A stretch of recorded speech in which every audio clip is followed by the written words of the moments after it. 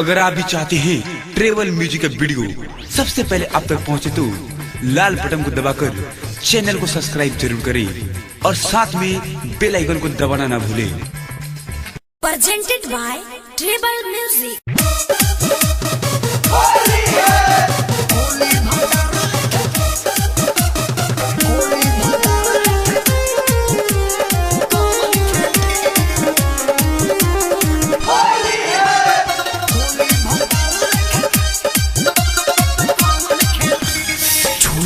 गोहिल भातार बहारा एही से कहिले हम तहारा सुनो छोरी के गोहिल भातार बहारा एही से कहिले हम तहारा रोज करब संगे ठेला ठेली ठेला ठेली ठेला ठेली। अरे तोहनी में से बतावर छोरा होली भातार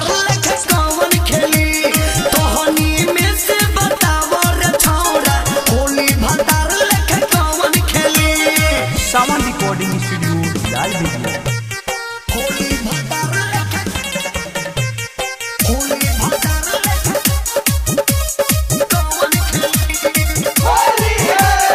Music by Mohan Yadav।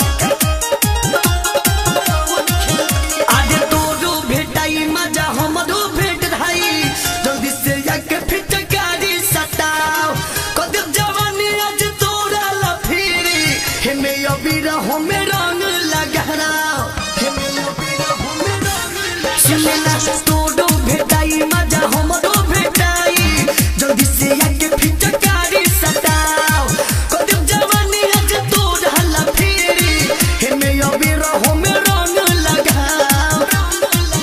अरे ना होई तहरा से काम से आवे ना दे देव दू चार पैसे चौकी पर रोटी भूल कौन बेली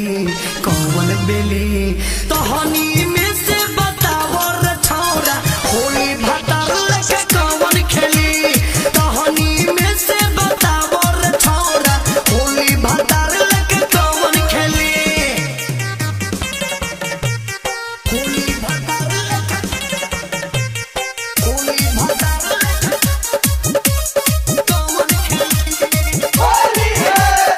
Music by Mohan Yadav।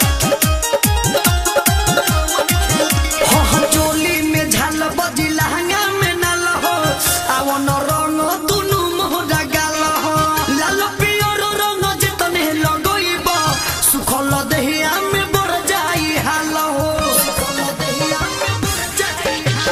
चोली पर झाल बजी लहंगा में नल हो आवन रंग दुनु मोहरा गाल हो लाल पियर रंग जितने लगइब सुखल देहिया में बढ़ जाई हाल हो छुटका खेसारी साहिल नमन आव विवेक रंग गोले गो काहे करत बार तेला बेली तहनी में से बतावर छोरा होली भातार लेके कौन खेली तहनी में से बतावर छोरा होली भातार लेके कौन खेली छोरी के गोहिल भातार बहारा एही से कहिले हम तहारा रोज करब संगे ठेला ठेली ठेला ठेली ठेला ठेली। अरे तहनी में से बतावर छोरा होली भातार लेके कौन खेली तहनी में से बतावर छोरा होली भातार लेके कौन खेली। सावन रिकॉर्डिंग स्टूडियो लाल बिगिया।